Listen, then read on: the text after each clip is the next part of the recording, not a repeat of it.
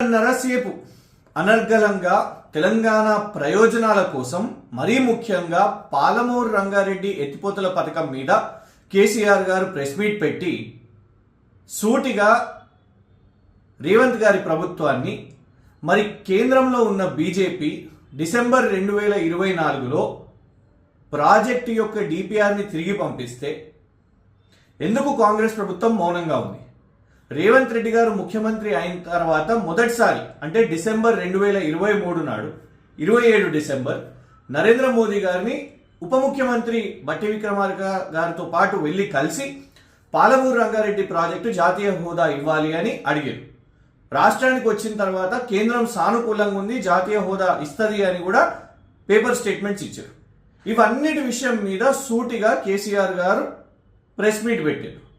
మరి పాలమూరు రంగారెడ్డి ప్రాజెక్టు విషయం మీద అటు కేంద్రం చేస్తున్న అన్యాయం, ఇటు ఆంధ్రప్రదేశ్ ప్రభుత్వం చేస్తున్న మరి వారు ముందుకు పోతున్న ప్రాజెక్టులు కానివ్వండి, టెండర్స్ కానివ్వండి, వీటి మీద ఎందుకు రేవంత్ గారి ప్రభుత్వం స్పందిస్తలేదు అని అడిగినందుకు సబ్జెక్టు మీద మాట్లాడకుండా ఏ విధంగా ఫ్రస్ట్రేట్ అయ్యి వాళ్ళ రేవంత్ రెడ్డి గారు మరి మీరు ఎందుకు శాపనార్థాలు పెడుతున్నారో, ఎందుకంత బూతులు మాట్లాడుతున్నారో ఒక ముఖ్యమంత్రి స్థాయికి అది సరిగ్గా లేదు. వ్యక్తిగతంగా నాకు తెలిసి దేశంలోనే ప్రపంచంలోనే ఎవరు కూడా వారి ప్రత్యర్థి చనిపోవాలి, ఉరేసుకోవాలి, దూకి సావాలి అని ఇట్లా మాట్లాడడం కరెక్ట్ కాదు.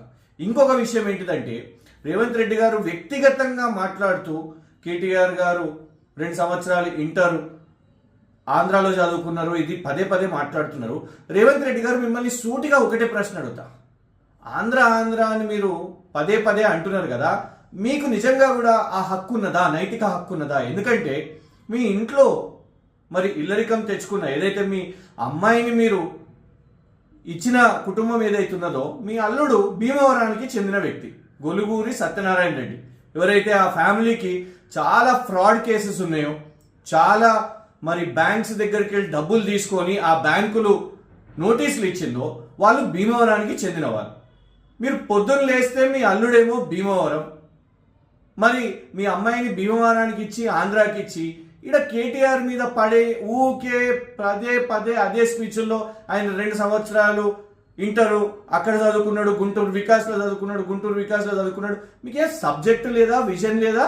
లేదు. కనీసం ఈ నిజాన్ని అంటే మంచితనం, కేటీఆర్ గారు కేసీఆర్ గారు మీ కుటుంబ సభ్యుల గురించి మాట్లాడరు అనే మంచితనాన్ని మీరు అడ్వాంటేజ్గా తీసుకుంటున్నారు.